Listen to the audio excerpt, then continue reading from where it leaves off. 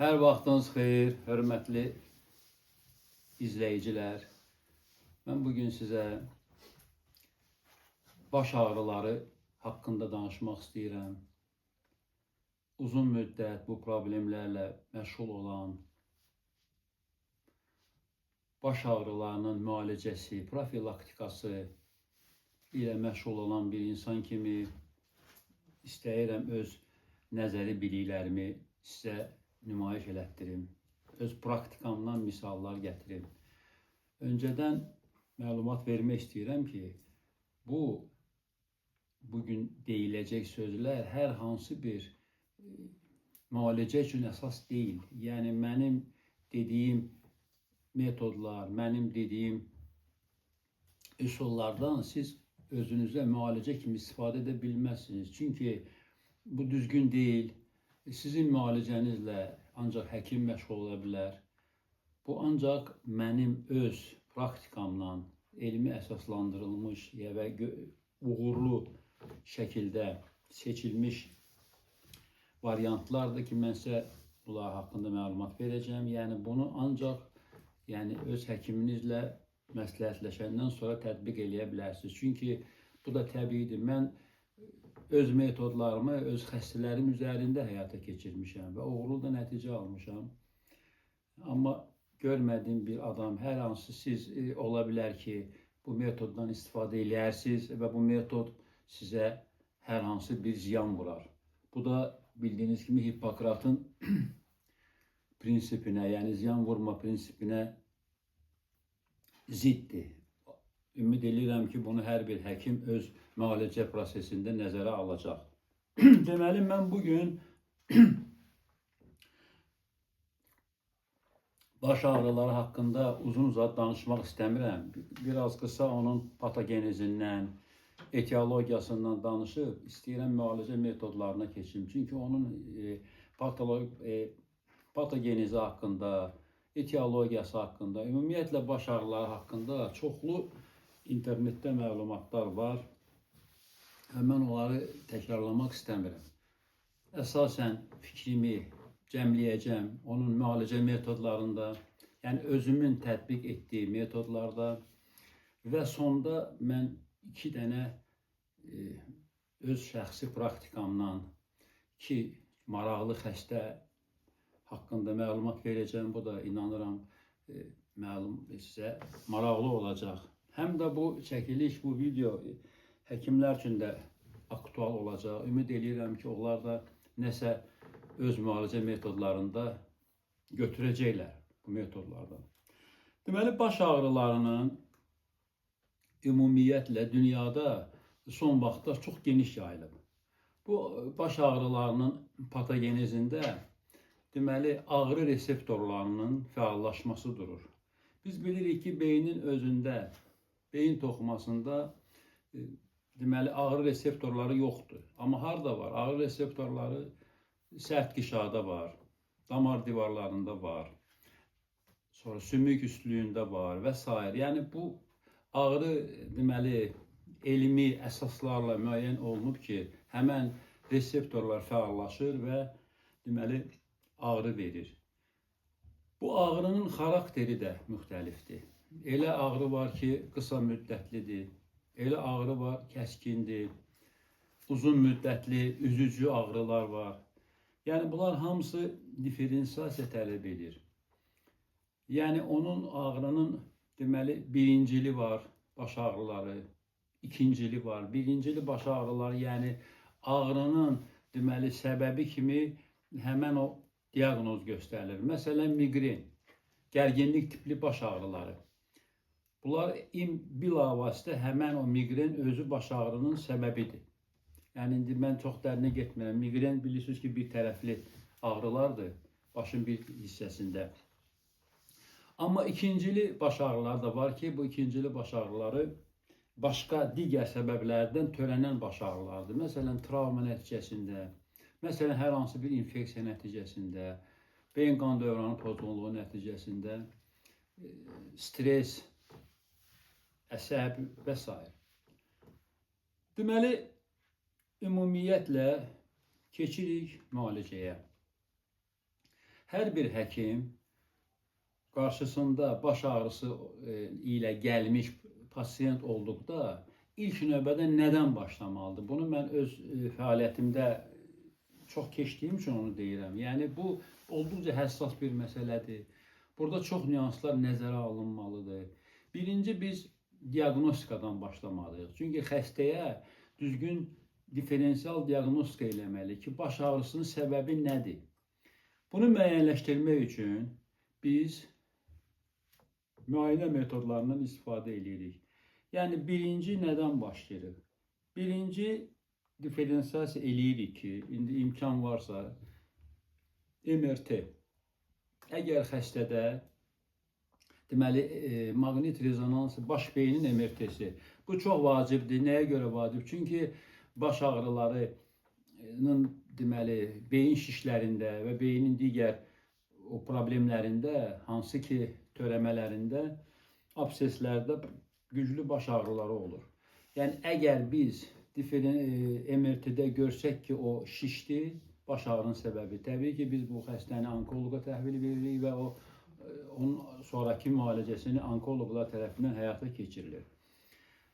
Yəni MRT müayinəsi, sonra olduqca vacibdir beyin damarlarının ultrasəs Doppler müayinəsi, yəni onların keçiriciliyi nə yerdədir, bu da vacibdir. Vacibdir qanın ümumi analizi, yəni biz orada bilməliyik, qanda ümumiyyətlə qan azlığı varmı və ya iltihab varmı? Məlumat üçün deyim ki, bəzi infeksion xəstəliklərdə də güclü baş ağrıları olur. Məsələn, meningitdə, ensefalitdə. Bunlar da hamısı diferensiasiya olunmalıdır. Çünki hər bir xəstəliyin özünün müalicə metodları var. Əgər bu infeksion təbiətlisə, təbii ki, antibiotiklər və s. Öz kompleks müalicəsi və bununla daha çox infeksion həkimləri məşğuldurlar. Var osteoxondroz, miazit, yəni boyun fəqərələri, elə bir əzələlərin miaziti və bu da beyin qan dövranı pozğunluğuna gətirib çıxarır ki, bu da ağrılar verir. Var sinir mənşəli ağrılar, yəni stresdə olan insan daima çox vaxt baş ağrılarından şikayət eləyir. Var deməli hemorid, üzün deməli hemor cibində iltihab olanda, yəni o da ağrılara gətirib çıxır. Ümumiyyətlə çoxdur. Yenə də deyirəm, ağrının səbəbi bilinməlidir. Həkim bunu, bir nömrəli həkimin işi budur ki, baş ağrısının səbəbini diferensiasiya eləyək. Bir şey də nəzərinizə çatdırmaq istəyirəm ki, ümumiyyətlə yüngül baş ağrılarına heç bir müalicə tələb olunmur. Bunu mən qeyd edirəm dönə-dönə. Çünki yüngül baş ağrılarına biz yüngül profilaktik tədbirlər görürük və çox vaxt o deməli bununla da keçib gedir. Deməli, mən indi ümumi baş ağrıları üçün dünyada qəbul olunmuş metodlardan deyəcəm, hansı üsullar var və mənim ən çox tətbiq etdiyim metodlardan danışacağım. Nəzərinizə çatdırıram ki, mənim 30 illik təcrübəmdə baş ağrılarla çoxlu xəstələrim olub. Yəni, inanın onun təvazökarlığından uzaq olsa deməliyəm ki, 80%-ə yaxın uğurlu nəticə olub. İndi mən o nəticələrlə sizlə bölüşəcəm, hansı metodlardır. Deməli, dünyada məlumdur ki, baş ağrılarına qarşı dünyada müalicə metodları arasında elə də güclü dərmanlar yoxdur, preparatlar yoxdur. Bir neçə qrup preparat işlənir ki, bu da çox vaxt effekt vermir. Açığı, hansı preparatlar işlənir? Baş ağrıları olur. Baş ağrıları olan ən çox işlənir qeyri-spesifik iltihab əleyhinə dərmanlar, ona MPVS deyilir. Yəni diklofenak, meloxikam, tenoksikam çoxdur. Yəni bu qrup preparatlar işlənir. Ondan sonra beyin damarlarını genişləndirən preparatlar istifadə olunur. Sermion, betaserk, sinnarizin, kavinton, bu tip dərmanlar. Son vaxtlar düzdür, çox effektivli dərmanlar meydana çıxır, triptanlar qrupundan. Təəssüf ki, o dərmanlar həm bahadır, həm də çox vaxt tapılmır. Amma çox effektivlidir. Mən işlətmişəm o da preparatlardan. Və demək olar ki, mən bildiyim qədər başqa klassik təbabətdə işlənilən dərmanlar yoxdur. Elə bununla da qurtarır. Amma deməli, bəzən biz klassik təbabətdən çox alternativ təbabətdən də istifadə edirik. Baş ağrılarının müalicəsində bu uğurlu nəticələr verir. Məsələn, mən indi sizə, hörmətli izləyicilər, öz metodumdan danışmaq istəyirəm. Deməli, mən əsasən bütün baş ağrılarında xəstəyə təklif edirəm ki, çoxlu su içsin, maye qəbul eləsin. Gün ərzində litrə yarım, 2 litrəyə yaxın, yəni 7-8 stəkan su. Deməli, məqsəd burada nədir? Qanı durulaşdırmaq. Deməli, qan durulaşanda bilirik ki, beyin qan dövranının təchizatı yaxşılaşır. Yəni, mən birmənalı, mən öz metodumdan danışıram, bunu istifadə eləyirəm. Bir dənə, sonda mən indi öz xəstəliyi, 2 dənə maraqlı xəstəm haqqında məlumat verəcəm, yəni bu haqda deyəcəm. Deməli, su, bütün xəstələrə, deməli, aydın məsələdir ki, elə xəstə var ki, ona su vermək olmaz, yəni müəyyən böyrək çatışmazlığı olan xəstələrdə və s. Amma əsasən su vacibdir. Birinci mən su verirəm, sonra mən çalışıram antikoagulyantlardan istifadə edim, əgər əks göstəriş yoxdursa. Klopidogrel, aspirin, bu tərkibli preparatlar inanın çox uğur gətirir. Yəni su gündə 2 litrəyə yaxın. Bir də o, deməli, antikoagulyant preparatları, yəni kiçik dozalarla, çox kiçik doz nəzarət altında. Ondan sonra biz deməli xəstənin müayinə edirik, baxırıq. Əgər xəstədə əsəb problemləri varsa, xəstə sinir oyanıqlığı möhkəm deyilsə, biz təbii ki, sakitləşdirici dərmanlar təyin edirik. Mənim praktikamda bir xəstə var idi ki, onda deməli heç bir müalicə metodlarım kömək eləmirdi. Mən sonra həmin xəstədə yəni hiss elədim ki, ona epilepsiya bənzər tutmalar olur. Mən ona təyin elədim, deməli, valproat preparatı, Depakin xronu xəstədə demək olar baş ağrıları getdi. Halbuki onu 10 ildir narahat eləyirdi. Bir də biz xəstənin deməli onun necə gününü keçirir, ona fikir vermək lazımdır. Xəstənin fiziki aktivliyi burada ön rola keçir. Yəni xəstənin idman hərəkətləri, xüsusilə boyun əzələləri, onu yoxlamaq lazımdır. Biz fizikal olaraq onu yoxlayırıq. Çiyin əzəlləri, boyun əzəlləri, döş əzəlləri hansı vəziyyətdədir? O əzəlləri əgər deməli orada əzəllərdə miozit varsa və ya problem varsa, biz o əzəlləri inkişaf elətdirməliyik. Yəni konkret xəstəyə fiziki hərəkətlər veririk. Döş əzəllərini inkişaf elətdirməkdən ötürü, boyun əzəlləri inkişaf elətdirməkdən ötürü. Bunun üçün yəni müəyyən deməli hərəkətlər var. Espander, yəni mən bunu bugün getirmişəm, bir xəstə üzərində onu göstərəcəm. Baxın, espander, bu çox vacibdir. Ondan sonra jüqut, möhkəm jüqutla bu hərəkətlər, elə bir ki, gündə bir neçə dəfə eləyəndə bu əzəllər. Sonra adjman edirlər rusca, bax o hərəkət. Yəni yenə də deyirəm ki, xüsusi, yəni bəzi adamlar məsəl üçün trenajör zalına gedə bilirlər, amma gedə bilməyən insanlar evdə xüsusi güşə düzəldib orada məşğul ola bilərlər. Yəni dediyim hallar, bəzi hallarda biz xəstəyə deməli akupunktura, homosiniatriyadan da istifadə edirik. Yəni trigger nöqtələrinə iynələrin vurulması. Bəli, bu metod çox gözəl effekt verir, amma sadəcə olaraq bu metodun bir mənfi cəhəti var ki, xəstə tez-tez gəlməlidir. Yəni bu alternativ metoddur. Sonra xəstənin yatdığı yastıq, döşəmə, yəni balış, bunlar hamısı şərtdir. Xəstədən biz həmişə tələb edirik ki, balış nazik olsun, balaca olsun, baş çox hündürdə olmasın.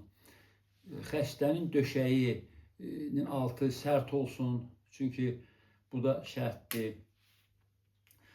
Deməli, Bu şərtlərdən inanın istifadə eləsəniz, siz çox uğur qazanarsınız. Mən özümü əsasən həkimlərə tuturam. Yəni mən bu diferensial diaqnostikanı keçirirəm və qeyri-adi bir şey eləmirəm. Yəni xəstənin vəziyyətinə görə müəyyən bu metodlarımı tətbiq edirəm. Amma su içmək, antikoagulyant, idman həmişə demək olar əksər xəstələrimdə var. Demək olar ki, mən də çalışdım, indi hər şey demək olmur. İndi hansı başqa problemli xəstələr mənə müraciət eləyə bilərlər, mən onunla individual qaydada söhbət eləyə bilərəm.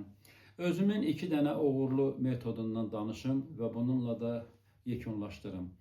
Deməli, hörmətli dostlar, bir neçə il öncə mənim yanıma bir qadın gəlmişdi. Yəni, təxminən 60-65 yaşında. Həmən qadına oğlu gətirmişdi.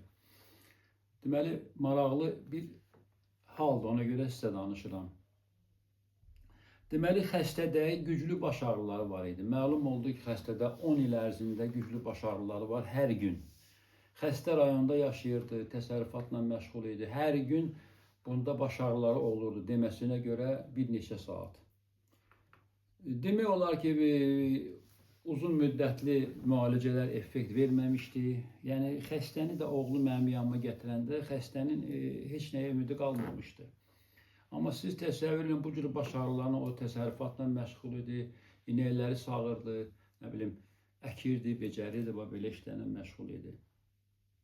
Mən qadını müayinə elədim, daha çox qısa danışıram və xəstəyə müalicə təyin elədim. Müalicəmdə deməli su aydın məsələdir. Gündə 2 litrə kimi su içilməli və dərmanlar, preparatlar. Bunlar getdilər. Hardasa 1-2 həftə keçəndən sonra, 15 gün keçər, yadıma gəlmir, bəlkə biraz az keçər, biraz çox keçər. Xəstənin oğlu mənə zəng edir ki, doktor, mən indi dərmanları ala bilərəm, indi əlimə pul düşüb. Yəni, maaşını indi almışdım, borcu almışdım deyə bilmərəm. Yəni, mən dərmanı ala bilərəmmi? Amma müalicədən 15 gün keçib. Yəni, biz telefon vasitəsilə danışırıq. Mən dedim, əlbəttə ala bilər. Amma dedi ki, burada bir məsələ var. Anamın baş ağrıları keçib. Çünki siz deyəndən sonra anam hər gün su içib, hər gün.